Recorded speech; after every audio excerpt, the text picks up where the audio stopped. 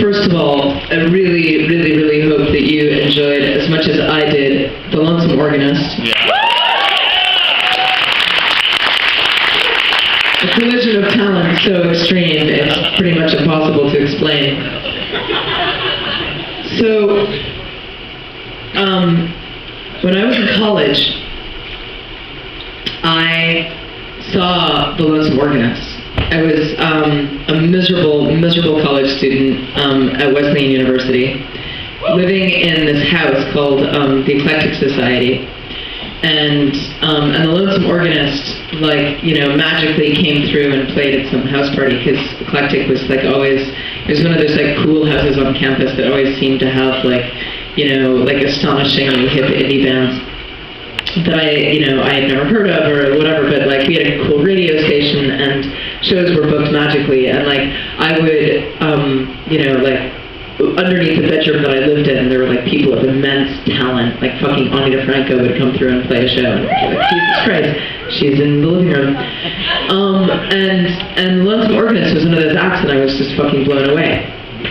And his name stuck in my head and rattled around in there. And then probably 6 years later, I wrote this song that became a Dresden Dolls song, but totally unrelated to him personally.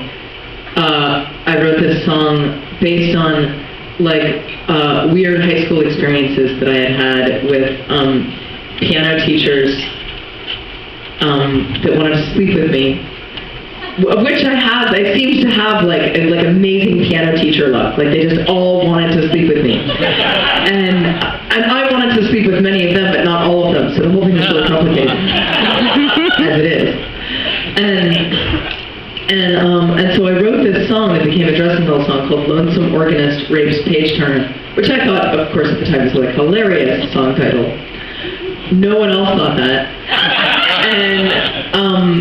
And it was this very Morrissey influenced, very, very Smithy song that, Brian and I thought nothing would ever come of, but then we finally actually put it on a record.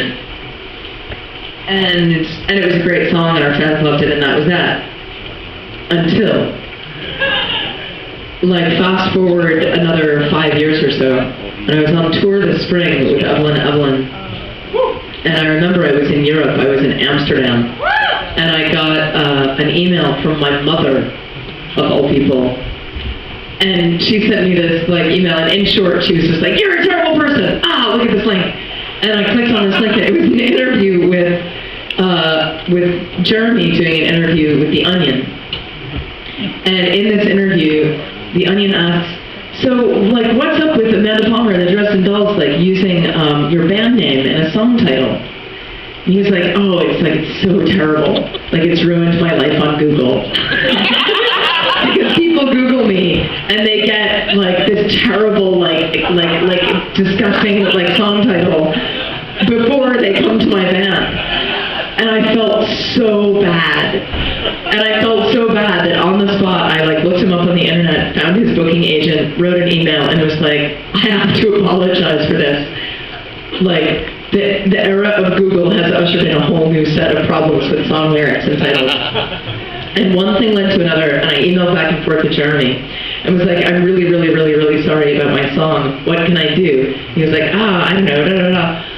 And I was "Well, will you come to Boston and play a show with me?" He was "Sure." And you just saw that show. And that's the story. I think it all kind of hopefully turned out well in the wash.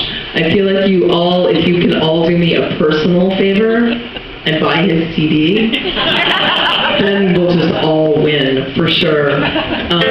But he's as amazing now as I remember when I saw him, whatever it was, probably 13 years ago. And he came all the way from Chicago, basically, to do this show with me tonight. So thank you. And even though I haven't played it in probably, I don't know, I probably haven't played it in 4 or 5 years, I'm going to attempt, as fitting with my theme of learning all my Dresden Dolls songs, even though this wasn't even one of the ones I had to learn. I'm going to play it.